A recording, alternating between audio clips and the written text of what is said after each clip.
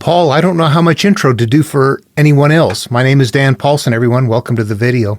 But it's just you and I talking anyway, which is, I'm glad you jumped in and started asking questions and we started talking. I'm this close to just saying, I got to find something else in life to do. What I've got going on is just dead.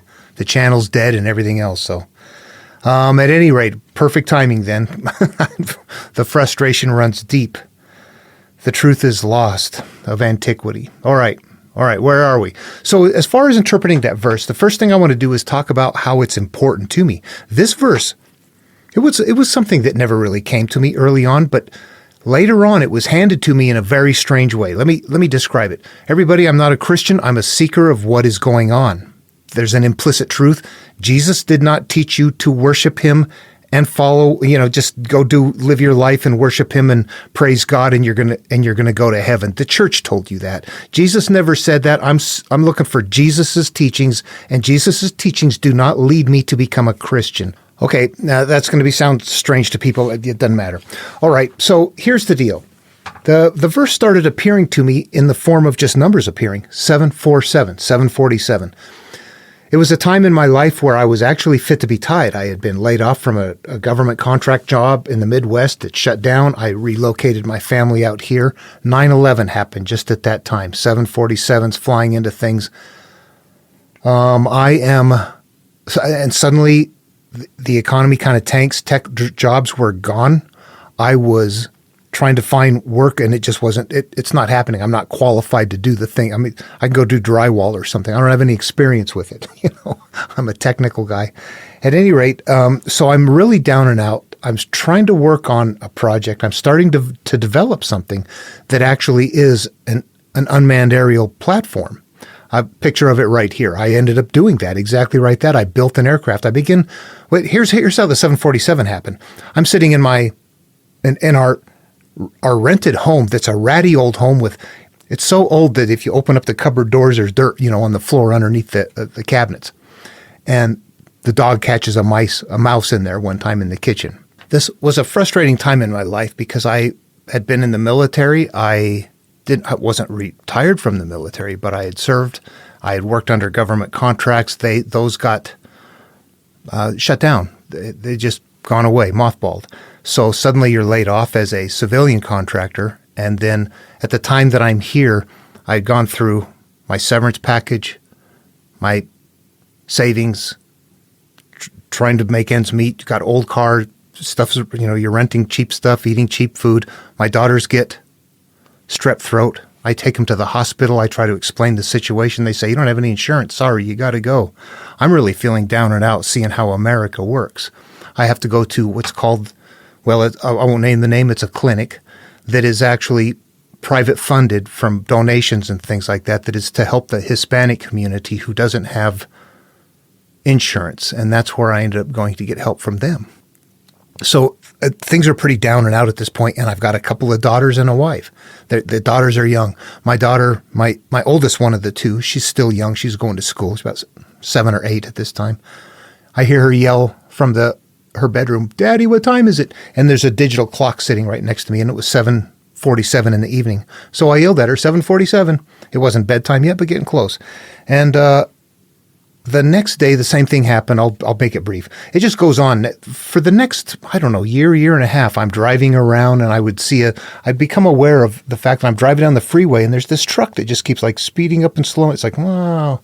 I got my cruise control on. I look up and it's trailer number 747. I was like, well, that's weird. How strange. I get lost, turned around someplace, pre-GPS, or I don't have a GPS. They're not very good at that time. And so I'm using directions and I get lost. I get turned around someplace. I'm turning around in a neighborhood to come back out to go for a job interview. And I'm turning around and it's house number 747. The things like that just kept happening. I finally get a job. I'm going on the road and I'm thinking, I've got it done. I'm making this aircraft, 747. I got it. What's happening? I'm still frustrated. Life is not okay. My marriage is not working out. I'm looking to grow. Finances are not all right. There's a big thing happening in my life and I can't figure it out. The 747 keeps coming at me. That just kept happening. I was like, oh, this is just too weird. Okay, so finally it comes around where I'm still looking for a good job, and this guy sends me a link. They know that I'm working with this unmanned aerial video from the sky kind of stuff. They're like, I like that technology idea. We'd like to build a helicopter that goes up to a crash zone with a camera that looks around. This is before the drones. Do that now all the time. But at that time, they weren't available, so they were looking for a small electric helicopter camera system. They wanted me to work with them on that. And so they sent me a link to their website, and it was a religious group, interestingly enough. I live in a place where it's just high religious people. And so they sent me the guy that I was talking to sent me a password to log on to their site to look at what they had going on. And the temporary password was Luke 747. And my middle name is Luke, and the hairs were standing up on my arm. This is 2 years in the making. I'm like, what is that? I quickly emailed him, where do you get Luke 747 from? And he goes, read your Bible, silly. What? That's where Luke 747 came from. That's how that story came about. And then when I read it and saw that, and I realized I've forgiven a lot of things in my past. I really have resolved some big issues.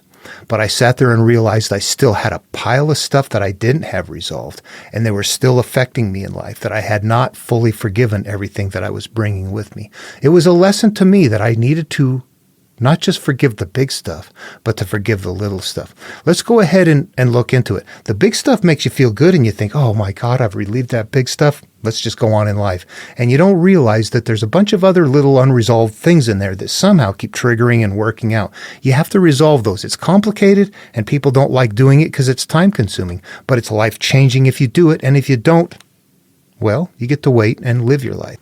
If I could at this moment right now pair it with something else, I don't mean parrot, compare it. Let's do it that way.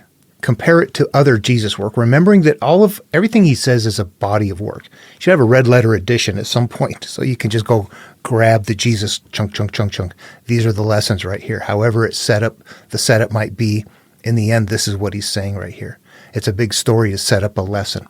Okay, so what's the other one? And I want to paraphrase it, but you know what it is. That if you come to the altar to leave a gift, and while you're there, you recall you have aught against your brother, set your gift down and go resolve the aught first, and then return and give your gift.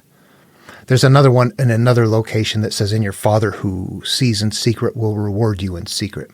Those go together right here. I look at that is about me, that if I'm trying to, why am I at the altar leaving a gift? We have to think this through.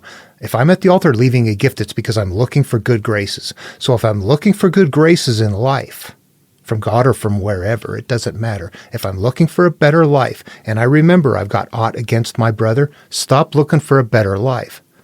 Go resolve the aught first, then come back, and your Father who sees in secret will reward you in secret. So this is a point in time in my life where I'm going through transitions. I'm going through stages. I'm going to have to make the next big step. I'm coming up on that. It's very confusing. It's very difficult. I have done some big changes, but I have got many things left in place that are issues that are now a part of my life that also have to be resolved, which is going to make it so that I don't continue to fit in this environment anymore. They're very difficult processes. But if I don't do it, I remain there. If I do it, I come to a place where I can modestly retire and have time to research and do the things that I want to. So I have been rewarded in secret by resolving those things, not just the things that were 500 pence, but the things that were 50 pence. Not just the big stuff, but the little stuff. And I had faith, and I did so with, how do you heal yourself? You got to step out and go, you know what? I'm a pile of freaking ego that's in my way down there. If I can't take charge of my ego from a higher position and say, you don't win anymore, it's just not going to work. We have to do better than that. So what we have right here is the forgiveness happens when you're doing what? Not when you're going, yeah, I'm right. The hell with them. Everybody's this way. It's when you go, what is it? Where do I belong? What am I holding on to? What is a part of me that makes me experience this? If I fit with it, I fit with it. I continue to hold on to judgments that I'm hanging on to that continually causes this to repeat. The measure you mete unto others will be likewise meted unto you. It's a constant flow of material from Jesus that's, for me, a pathway inward. Now, I'm just going to leave it at that. I think that there's code in here that I can look at. What I want to say is that there's micro and macro code all throughout this material, but what I'm going to do in the next video is start showing, again, how I collect the code in Genesis, and it's going to be in place right here. In fact, chapter 7, verse 47, which is a combination of 40 and 7, are all part of that numbering pattern on a micro and a macro scale. It's, encoding required. You have to step back and go, okay, what am I looking at here? This is going to take some work to get into, remembering they had it memorized and we are so far removed from it. It's going to take a while for us to understand what each layer is before we can even start putting it all together. I'll do that in the next video. In fact, I'm going to go back and look at Luke real quick, and I'm just going to start right off the bat. For as much as many have taken in hand to set forth in order a declaration of those things which are most surely believed among us, even as they delivered them unto us, which from the beginning were eyewitnesses and ministers of the word. This is me right here. This is you right here. This is telling us that we have set forth a declaration. We're becoming products of our memories and our judged states, just like it would in Taoism. But look at the genre. Look at the sound. Look how it sounds so different. We're coming from the beginning of the eyewitnesses and the ministers of the word. This is what we saw and what we decided it was. I have now judged you. It seemed good to me also, having had perfect understanding of all things from the very first, to write unto you in order to most excellent Theophilus. Perfect understanding, verse 3. Pure state, starting off in the beginning. It's going to flow through here in a very complex way that's hard to see. The numbers are going to be repetitive. The verbiage is complex. You can understand things like, why would there be, you look at how Langton blocked it out. This is not even a complete sentence, number 1. Why? Or 3, 4. Well, this is 1, 2, 3, 4 verses out of one sentence. Then the next one, it's a short one. It's a sentence. Next one, that's a sentence. Then it's broke up again. Why? If we're just if I'm asking you from a letter from cross country to look at this verse right here, number 8, why does it have to be broken up in 8 and 9? Langton's doing something different. He's forcing the numbers to push into places, to put concepts where they should be. Langton knew we didn't have it memorized and that we would not have access to it. Langton pointed a way back in. He's jogging the brains of the people who see the numbering patterns. Here, keep looking. Watch for concepts. They had no child. Elizabeth was barren, devoid of. No child. Where was Adam and Eve in the Garden of Eden? Naked, unashamed. They had nothing before first sin. Chapter 12 in Genesis, we have Abram and Sarai in a land of famine. Here we have number 7, barren. Let's take a look at how many times barren is repeated in the book of Luke, and we're going to see that it's repeated exactly 3 times, and we have 3, 7 grid right there. You see that? Let's point to the very beginning of that right here, where we have in Genesis, the end of the first creation story. However, Langton put it in the beginning of chapter 2. 7th repeated 3 times, and he made sure to put it on verse 3. That's why he overlapped it in a weird way like that. He put the 7 and the 3 together. That's the beginning of the Abrahamic 3-7 grid. All right, Paul, hope this was helpful. This is my idea. This is about me. It's about my life. It's about what I am for myself. What can I do to connect with God if it's there, you call it what you want to. I don't call it a God at this point. Otherwise, I never would have understood what it was.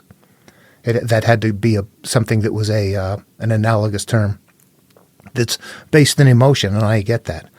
But that's the way that I feel about it. And that's, I guess I would say for me, somebody else has personal experience, they might say it's not based in emotion. So we're all just here trying to figure out things. I guess I should stay away from that and just go with interpreting Jesus in my own way. But if I were to make another comment, that if I'm going to read the Buddha, he's got cryptic verses, and every one of them must be interpreted in exactly the same way.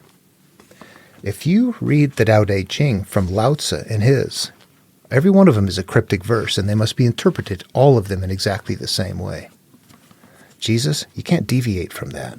Every one of his verses have to be interpreted, and they all have to be interpreted in the exact same way. Otherwise, we're not going to get consistency in the teaching. It is not so simple as to just look at a few, interpret a couple of them, and be done with it. You have to interpret every single one of them. We don't have this very deep. They were just spanking us with the depth of their knowledge of this. It staggers me to think of what they were doing compared to what we're doing. We're not doing, Christians, not doing what Jesus teaches. All right, that's my interpretation. See you in the next video. Remembering this, if you step back, that the entire teachings of Jesus is a large body of work. It's not just a step along the way. You gather up these lessons and you sit back and look at the big picture and go, how does this become my life? And why am I going on about that? I forgot what I was talking about.